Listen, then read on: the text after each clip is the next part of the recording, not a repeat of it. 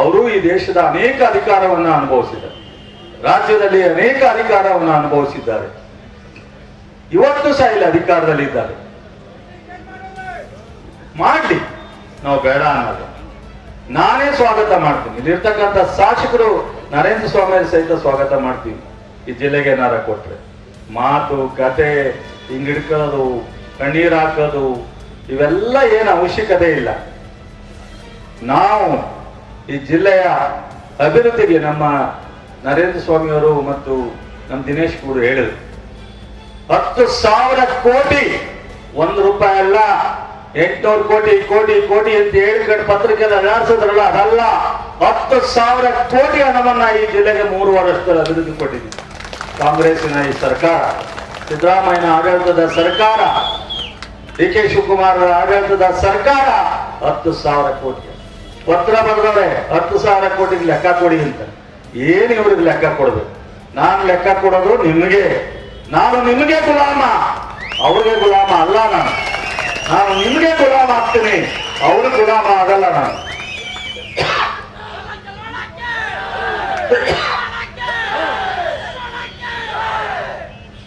ಇವತ್ತು ಉದಯ್ ಮೊದಲನೇ ಬಾಳೆ ಶಾಸಕ, ನಂದು ನರೇಂದ್ರ ಸ್ವಾಮಿದು ಬಾಬಣ್ಣಂದು ಬಿಡಿ. ನಾವು 3-4 ಬಾರಿ ಶಾಸಕರಾಗಿದ್ದೀವಿ. ನಾವು ಕೆಲಸ ಮಾಡ್ತಾ ಇದ್ವಿ ಬಿಡಿ. ಉದಯ್ ಒಬ್ಬ ಅತ್ಯುನ್ನತ ಉದ್ಯಮಿ.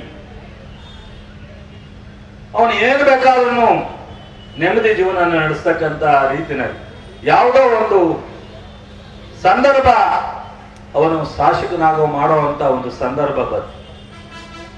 ಅವನೆಲ್ಲ ಉದ್ಯಮವನ್ನ ಬದಿಗೊತ್ತಿ ವಾರಕ್ಕೆ 7 ದಿವಸಕ್ಕೆ 7 ದಿವಸನೂ ಮದ್ದೂರಿನಲ್ಲಿ ಮಲಗಿ ಅವನು ಮಾಡ್ತಾ ಇರ್ತಕ್ಕಂಥ ಅಭಿವೃದ್ಧಿ ಕೆಲಸವನ್ನ ನೀವು ಯಾರಾದ್ರೂ ನೋಡಿ ಅಪ್ರಿಶಿಯೇಟ್ ಮಾಡಕ್ಕಾಗದೆ ಗೌರವಗಾರು ಇರಕ್ಕಾಗಲ್ಲ ವಿರೋಧ ಪಕ್ಷದ ನಾಯಕರುಗಳಿಗೆ. ಅಂದ್ರೆ ನಿಮ್ಗೆ ಎಂತದ್ರಿ ಹೊಟ್ಟೆ ಉಡಿ?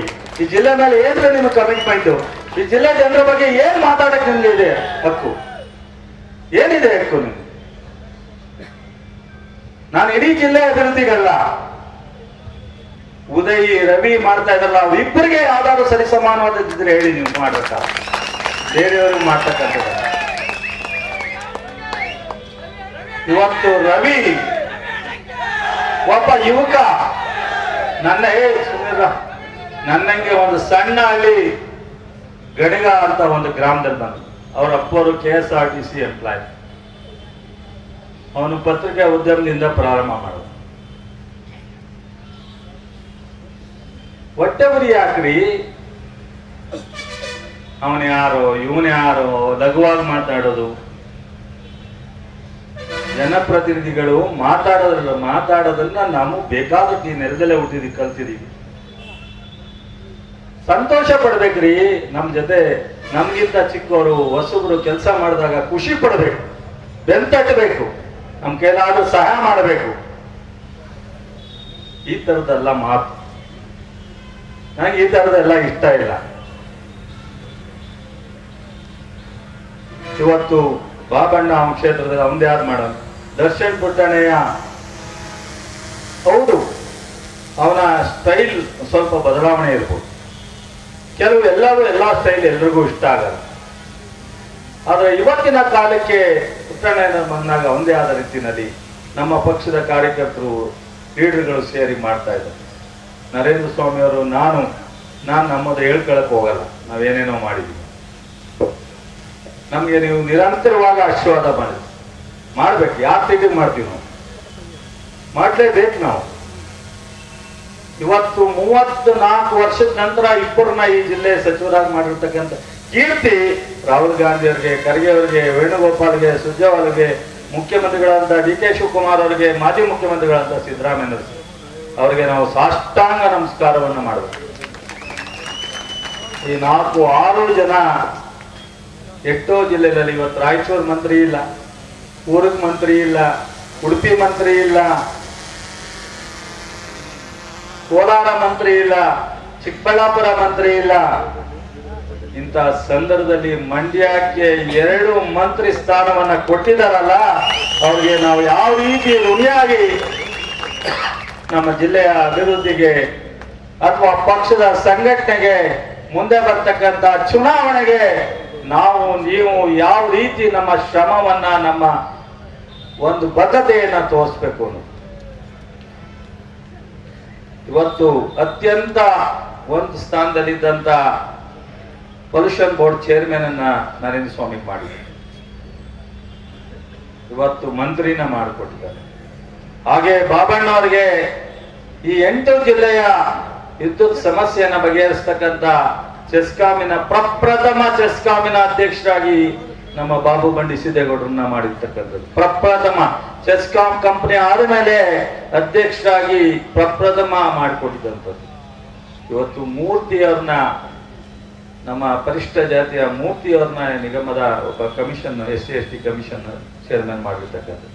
ಡಾಕ್ಟರ್ ಕೃಷ್ಣ ಅವ್ರನ್ನ ಫುಡ್ ಕಮಿಷನ್ ಚೇರ್ಮನ್ ಮಾಡಿರ್ತಕ್ಕಂಥದ್ದು.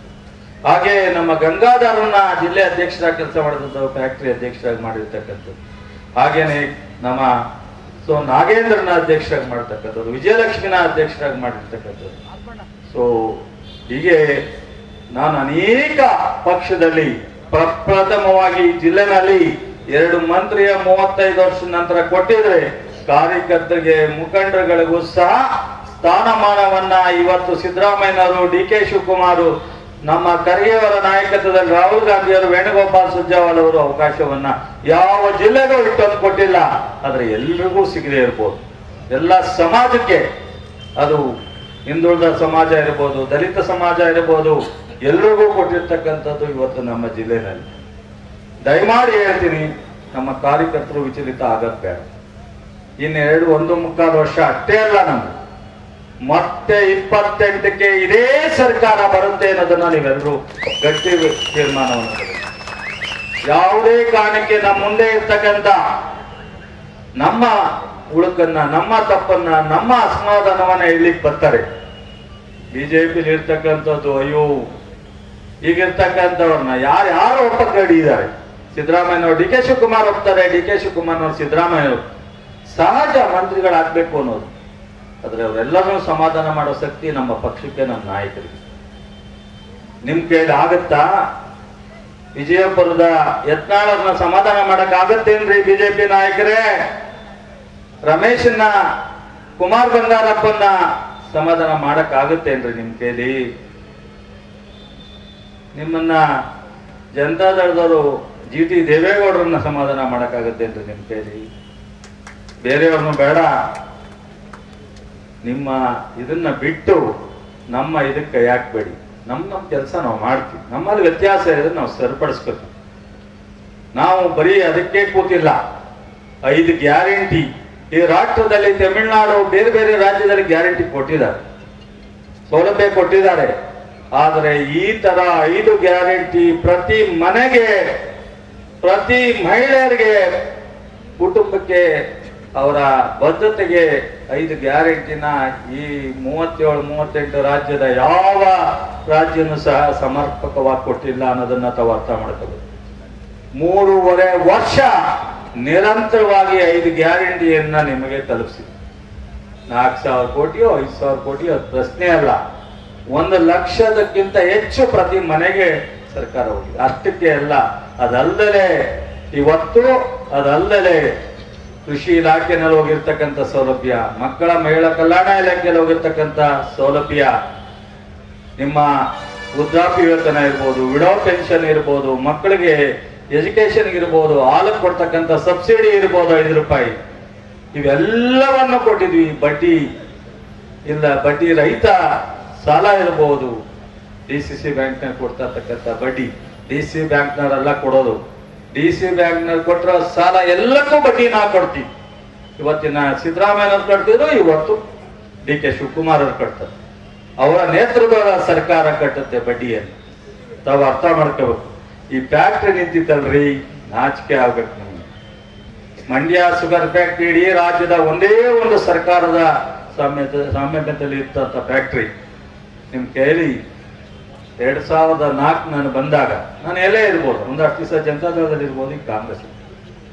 ನಾನು ಯಾವ ಪಕ್ಷಕ್ಕೂ ನ್ಯಾಯ ಮಾಡಿಲ್ಲ. ಯಾವನ ಮಾತಾಡ್ತಾರಲ್ಲ ನಮ್ಮ ವಿರೋಧಿ ಸ್ನೇಹಿತರುಗಳು, 99ರಲ್ಲಿ 4 ಜನ ಸೋತಿ 4 ಜನ ಕ್ಯಾಂಡಿಡೇಟ್ ಆಗದೆ ಇದ್ದಾಗ SM ಕೃಷ್ಣನ ಕಾಳೆ ಮಡಗದಾಗ ನಾನು ಶಾಸಕರಾಗಿ ಮಾಡಿದ್ದು ನಾಗಮಂಗಲ ತಾಲೂಕು ಜನ ನೀವು ಅರ್ಥ ಮಾಡ್ಕೋಬೇಕು. ಜನತಾದಳದವರಲ್ಲ, ನಾಗಮಂಗಲ ಲೀಡರ್ಗಳಲ್ಲ, ನಾಗಮಂಗಲ ಕ್ಷೇತ್ರದ ಮತದಾರರು ನೀವೆಲ್ಲ ಸೋತಿದ್ರಿ ಜನತಾದಳದವರು. ಅವಾಗ ನಾನು ಗೆದ್ದಿದ್ದು. ಅಂದ್ರೆ ಈ ತಾಲೂಕಿನ ಈ ಜಿಲ್ಲೆ ಜನ ಏನು ಒಬ್ಬ ಮುಖ್ಯಮಂತ್ರಿ ಆಗೋರು ನಿಂತಿದ್ರು ಅಲ್ಲಿ ಅವರ ಕ್ಯಾಂಡಿಡೇಟ್ ಸೋಲ್ಸಿ ನನ್ನನ್ನ ಗೆಲ್ಸಿ ಕಳ್ಸಿದ್ರು. ನೀವೆಲ್ಲರೂ ಸೋತಿದ್ರಿ, ನನ್ನನ್ನ ಟೀಕೆ ಮಾಡ್ತಿದ್ರಿ. ಅವತ್ತು ನಾನು ಮಂತ್ರಿ ಆದಾಗಲೂ ಈ ಫ್ಯಾಕ್ಟ್ರಿನ ಪ್ರಾರಂಭ ಮಾಡುದು ನೀವೆಲ್ಲ ಬೇಡ ಅಂದ್ರಿ, ಮಾಡಕ್ ಆಗಲ್ಲ ಅಂದ್ರಿ. ನಾನು ಪ್ರಾರಂಭ ಮಾಡ್ದು. ಅವತ್ತು ಸಿದ್ದರಾಮಯ್ಯನವರು ಹಣಕಾಸಿನ ಸಚಿವರಾಗಿದ್ರು, ಧರಂಸಿಂಗ್ ಅವರು ಮುಖ್ಯಮಂತ್ರಿ ಆಗಿದ್ರು. ಈ ಫ್ಯಾಕ್ಟರಿಯನ್ನ ಪ್ರಾರಂಭ ಮಾಡಿ ಇಲ್ಲಿವರೆಗೆ ಕೊಟ್ಟಿದ್ದೀರ ಕೆಲವು ಮುಖ್ಯಮಂತ್ರಿಗಳಾದವರೆಲ್ಲ. ಆದ್ರೆ ಅಂತಿಮವಾಗಿ ಮತ್ತೆ ನಿಲ್ಲಿಸಿದಾಗ 19ನೇ ಇಸ್ವಿನಲ್ಲಿ 2019ರಲ್ಲಿ ಮತ್ತೆ ನಿಲ್ಲಿಸಿದಾಗ ಇದೇ ನಮ್ಮ ಹೋರಾಟಗಾರನಿದ್ದಾಗ ನಾನು ನಮ್ಮ ಯುವ ಕಾಂಗ್ರೆಸ್ಸಿನ ವಿಜಯ್ ಇಲ್ಲೆಲ್ಲ ಇದ್ದಾನೆ, ಅವನು ಸ್ಟ್ರೈಕ್ ಮಾಡಿದಾಗ ನಮ್ಮ ಗಂಗಾಧರ್ ಅವ್ರ ಜೊತೆನಲ್ಲಿ ನಿಮ್ಗೆ ಆದ್ರೆ ಮುಂದುವರಿಸಿ ಬೊಮ್ಮಾಯಿರೇ, ಆಗದೆ ಇದೆ ನಮ್ಮ ಸರ್ಕಾರ ಬಂದು 15 ದಿವಸಕ್ಕೆ ಮುಂದುವರಿಸ್ತೀನಿ, ಅಲ್ಲಿವರೆಗೆ ಖಾಸಗೀಕರಣ ಮಾಡಬೇಡಿ ಅಂತ ಹೇಳೋರು. ಅದೇ ಮಾತನ್ನ ಸಿದ್ದರಾಮಯ್ಯ ಅವರು ಬಂದು ಹೇಳಿದ್ರು. ನಮ್ಮ ಸರ್ಕಾರ ಬಂದ ತಕ್ಷಣ ಇಡೀ 31 ಜಿಲ್ಲೆ 220 ಲಕ್ಷದಲ್ಲಿ ಸಿದ್ದರಾಮಯ್ಯವರು ಪ್ರಪ್ರಥಮ 50 ಕೋಟಿ ಕೊಟ್ಟಿದ್ದು ಮಂಡ್ಯ ಶುಗರ್ ಫ್ಯಾಕ್ಟ್ರಿ. ಅರ್ಥ ಮಾಡ್ಕೋಬೇಕು. ಏನ್ರಿ ನಿಮ್ ಕೊಡುಗೆ? ನಮಗ್ ಟೀಕೆ ಮಾಡಕ್ ನಿಮ್ ನೈತಿಕ ಹಕ್ಕಿಲ್ರಿ ಯಜಮಾನ್ರಿಗಳೇ. ನಿಮ್ ಕಾರ್ಯಕರ್ತರಿಗೆ ಹೇಳ್ರಿ, ನಿಮ್ದು ಏನಾರ ಕಾರ್ಯಕ್ರಮ ಇದ್ರೆ ಕೊಡಕ್ಕೆ ಹೇಳ್ರಿ. ನಮ್ಮ ಟೀಕೆ ಮಾಡೋದಲ್ಲ ರೀ ಮುಖ್ಯ. ಇವತ್ತು ಸ್ವತಂತ್ರವಾಗ ಫ್ಯಾಕ್ಟ್ರಿ ಸರ್ಕಾರದ ಹಣ ಇಲ್ಲದೆ ನಮ್ಮ ಅಧ್ಯಕ್ಷ ಗಂಗಾಧರ್ ಅವರು ಇವತ್ತು ಕಬ್ಬನ್ನು ಹರಿತಾ ಇದ್ದಾರೆ. ಇವತ್ತು ಇಳುವರಿ ಕಳೆದ ಬಾರಿ 6.5 7 ಇತ್ತು, ಇವತ್ತು ಎಷ್ಟಿದೆಯಪ್ಪ? 20 ವರ್ಷಗಳ ನಂತರ 8.75 ಇಳುವರಿ ಇದೆ. 8.75 ಇಳುವರಿ. ಟೀಕೆ ಮಾಡ್ತೀರಾ? ಬಾಯ್ಲಿಂಗ್ ಹೌಸ್ಗೆ 65 ಕೋಟಿ ಮಂಜೂರಾಗಿದೆ, ಟೆಂಡರ್ಗೆ ಹೋಗಿದ್ದು 65 ಕೋಟಿ ಬಾಯ್ಲಿಂಗ್ ಹೌಸ್ಗೆ ಹೋಗಿ 50 ಕೋಟಿ ವಿದ್ಯುತ್ತನ್ನ ಬಿಲ್ಲನ್ನ ಮನ್ನಾ ಮಾಡಿಸಿರ್ತಕ್ಕಂಥದ್ದು. ಇವತ್ತು ಏನಿಲ್ಲಿ ಮೆಡಿಕಲ್ ಕಾಲೇಜ್ ಇದೆ. ನಾನು ಅವತ್ತು ಆರೋಗ್ಯ ಸಚಿವನಾಗಿದ್ದೆ, ಧರ್ಮಸಿಂಗ್ ಮುಖ್ಯಮಂತ್ರಿ ಆಗಿದ್ದೆ, ಹಣಕಾಸಿನ ಸಚಿವರು ಸಿದ್ದರಾಮಯ್ಯ ಇದ್ರು. ಹೌದು, ನಾನು ಜನತಾದಳದಲ್ಲಿ ಇದ್ದೆ. ನಾನು ಬಿಟ್ಟು ಬಂದ್ಮೇಲೆ ನೀವು ಅಧಿಕಾರ ಅನುಭವಿಸಿದ್ರಲ್ಲ ಕಾಂಗ್ರೆಸ್ ಸಪೋರ್ಟ್ ಅಲ್ಲಿ. ಅವತ್ತ್ಯಾಕೆ ಈ ಜಿಲ್ಲೆಗೆ ನಾನು ಹೊಂದುವಂತದ್ದು ಬಹುತ್ ಬೇಕಾಗಿರುವಂತ ಕೊಡಕ್ಕಾಗಲಿಲ್ಲ? ನನ್ನ ಕಮಿಟ್ಮೆಂಟ್ ರೀ ಜಿಲ್ಲೆ ಋಣ. ನಾನು ಈ ಜನರ ಋಣ ತೀರಿಸ್ಬೇಕು ಅಂತ ತೀರಿಸ್ತೇರಿ. ನೀವು ಮಾಡಂಗಿದ್ರೆ ನಾನು ಇಲ್ದೇ ಇದ್ದಾಗ ಮಾಡಿದ್ದೆ ಯಾವ್ದಾರ ಇದ್ರೆ ಹೇಳ್ರಿ. ನಾನು ನಿಮ್ ಜೊತೆಲಿ ಇಲ್ದೇ ಇದ್ದಾಗ ಮಾಡಿರುವಂತ ಕೆಲಸ ಯಾವ್ದಾರ ಇದ್ರೆ ಹೇಳ್ರಿ. ನಾನು ಕಾಂಗ್ರೆಸ್ ನಲ್ಲಿ ಇದ್ದಾಗಲೂ ಮಾಡಿದ್ದೀನಿ, ಜನತಾದಳದಲ್ಲಿ ಇದ್ದಾಗಲೂ ಮಾಡಿದ್ದೀನಿ. ಹೊಸೂರಿಗೆ ಹಾಕ್ಬೇಕಾಗಿತ್ತು ಮೆಡಿಕಲ್ ಕಾಲೇಜನ್ನ. ನಾನು ಎಲ್ಲ 7 ತಾಲೂಕಿಗೆ ಬೇಕು ಅಂತ ಮಂಡ್ಯದಲ್ಲೇ ಮಾಡಿಸ್ತಕ್ಕಂಥದ್ದು. ಅವತ್ತೇ KSRTC ಒಂದೇ ಡಿಪೋ ಇದ್ದದ್ದು, 2ನೇ ಡಿಪೋ ಮದ್ದೂರಿನಲ್ಲಿ ಮಾಡಿದ್ರು SM ಕೃಷ್ಣವರು. ಡಿವಿಷನ್ ಮಾಡಿ ಅದನ್ನ ಇವತ್ತು ಎಲ್ಲ ತಾಲೂಕಿನ ಡಿಪೋ ಆದದ್ದು. ಇವತ್ತೇನ್ ಕಾವೇರಿ ಭವನ, ಲೋಕೋಪಯೋಗಿ ಭವನ ಇದೆ, ಅವತ್ತು ಅದನ್ನ ಮಾಡಿರ್ತಕ್ಕಂಥದ್ದು. ಇವತ್ತು ನಮ್ಮ ನರೇಂದ್ರ ಸ್ವಾಮಿ ಹೇಳಿದಾಗೆ ನಾಗೇಗೌಡರ ಕಾಲದಲ್ಲಿ ಮಾಡರ್ನೈಸೇಷನ್ ಪ್ರಾರಂಭ ಆದದ್ದು ಒಂದು ಸ್ವಲ್ಪ ನಿರಂತರವಾಗಿ ಆಗಿರ್ಲಿಲ್ಲ. ಇವತ್ತು DK ಶಿವಕುಮಾರ್ ಅವರು, ಸಿದ್ದರಾಮಯ್ಯನವರು ಮುಖ್ಯಮಂತ್ರಿ ಅವರು ನೀರಾವರಿ ಸಚಿವರಾಗಿದ್ದಾಗ ಹೇಮಾವತಿ ಮತ್ತು BCH ಕಟ್ನಲ್ಲಿ ಮಾಡರ್ನೈಸೇಷನ್ ಆಗಿರ್ತಕ್ಕಂಥದ್ದು ನನ್ನ ಅನಿಸಿಕೆ, ನನಗೆ ಅಂದಾಜು ಮೇಲೆ ಹೇಳ್ಬೋದು ಕನಿಷ್ಠ 3,000 ಕೋಟಿಗಿಂತ ಹೆಚ್ಚು ಈ 3.5 ವರ್ಷದಲ್ಲಿ ಆಧುನೀಕರಣಕ್ಕೆ ದುಡ್ಡನ್ನ ಈ ಸರ್ಕಾರ ಕೊಟ್ಟಿದೆ. 3,000 ಕೋಟಿಗಿಂತನೂ ಹೆಚ್ಚಿಗೆ ಆಧುನೀಕರಣಕ್ಕೆ ದುಡ್ಡು ಕೊಟ್ಟಿದೆ BCH ಕಟ್ಟು ಮತ್ತು ಹೇಮಾವತಿನಲ್ಲಿ, ನಾಲಾ ವ್ಯಾಪ್ತಿನಲ್ಲಿ. ಇವತ್ತು ನಾವು ಸಾಧಾರಣವಾಗಿ 1937ರಲ್ಲಿ ನಾಲ್ವಡಿ ಕೃಷ್ಣರಾಜ ಒಡೆಯರು ಒಂದು ಸಂಶೋಧನಾ ಕೇಂದ್ರ ಮಾಡ್ಬಿಟ್ಟು ಹೋಗಿದ್ರಲ್ಲ. ಯಾಕ್ರಿ ನಿಮ್ಗೆ ಕೃಷಿ ವಿಶ್ವವಿದ್ಯಾನಿಲಯ ತರೋ ಕನಸು ಕಾಣಲಿಲ್ಲ ಮಂಡ್ಯದವ್ರಿಗೆ? ನಂದು ಮಂಡ್ಯ ಅಂತಿರಲ್ಲ, ನಾಚಿಕೆ ಆಗಲ್ಲ ನಿಮ್ಗೆ? ಒಂದು ಕೃಷಿ ವಿಶ್ವವಿದ್ಯಾನಿಲಯ ತರ್ಲಿಕ್ಕೆ ಆಗ್ಲಿಲ್ಲ ನಿಮ್ ಕೈಲಿ? IIT ಇನ್ಸ್ಟಿಟ್ಯೂಷನ್ KRS ಅಲ್ಲಿ ಮಾಡ್ಬೇಕು ಅಂತ ನಾನು MP ಆದಾಗ ಬರ್ಕೊಟ್ಟೆ. ನೀವೇನೇನ್ರಿ, ನೀವೇನ್ ಹೇಳಿದ್ರಿ ಅಂತ ನೀವು ಮತ್ತೆ ತೆಗೆದು ನೋಡ್ಕೊಳ್ರಿ ನಿಮ್ ರೆಕಾರ್ಡನ್ನ. ನಾವು ಸುಮ್ಮನೆ ಕೂತಿಲ್ಲ ರೀ. ಸಿದ್ದರಾಮಯ್ಯನವರಾಗಲಿ, ಡಿ ಕೆ ಶಿವಕುಮಾರ್ ಆಗಲಿ, ನರೇಂದ್ರ ಸ್ವಾಮಿ ಆಗಲಿ, ನಾನಾಗಲಿ, ಬಾಬಣ್ಣ ಆಗಲಿ, ರವಿ ಆಗಲಿ ಅಥವಾ ಉದಯ ಆಗಲಿ, ಇರ್ತಕ್ಕಂಥ MLC-ಗಳಾಗ್ಲಿ ದಿನನಿತ್ಯ ಏನಾದ್ರು ಹುಡುಕ್ತೀವಿ. ಏನ್ ಮಾಡಕ್ ಸಾಧ್ಯ ಅಂತ ಹುಡುಕ್ತೀವಿ, ಏನಾದ್ರು ಮಾಡ್ಲಿಕ್ಕೆ ಸಾಧ್ಯ ಅಂತ. ಶಿವಮೊಗ್ಗದಲ್ಲಿ 2008ರಲ್ಲಿ ವಿಶ್ವವಿದ್ಯಾನಿಲಯ ಘೋಷಣೆ ಮಾಡಿದ್ರು ಯಡಿಯೂರಪ್ಪನವರು. 2014ರಲ್ಲಿ ಕಾಗೋಟಿ ಮತ ಬಂದು ಸಿದ್ದರಾಮಯ್ಯನವ್ರ ಹತ್ರ ದುಡ್ಡು ಕೊಡಿಸಿ ವಿಶ್ವವಿದ್ಯಾನಿಲಯ ಪ್ರಾರಂಭ ಮಾಡಿದ್ರು. ನಾವಂಗ್ ಮಾಡ್ಲಿಲ್ಲ ರೀ. ಬೆಂಗಳೂರಿನ GKVK ಬೈಫರ್ಕೇಟ್ ಮಾಡಿ ಮಂಡ್ಯಕ್ಕೆ ತರೋದಿದೆಯಲ್ಲ, ಕಣ್ಣಲ್ಲಿ ನೀರೆಲ್ಲ ರಕ್ತ ಬರುತ್ತೆ ಅಂತ ದೊಡ್ಡ ನಾಯಕರು ಬೆಂಗಳೂರಿನಲ್ಲಿ ಇದ್ರು. ಅವರೆಲ್ಲರ ಮಧ್ಯದಲ್ಲಿ ಮಂಡ್ಯದಲ್ಲಿ ಒಂದು ಯೂನಿವರ್ಸಿಟಿ ಬೇಕು. ನಮ್ಮ ರೈತರ ಜಿಲ್ಲೆ ಮೈಸೂರು ಒಂದು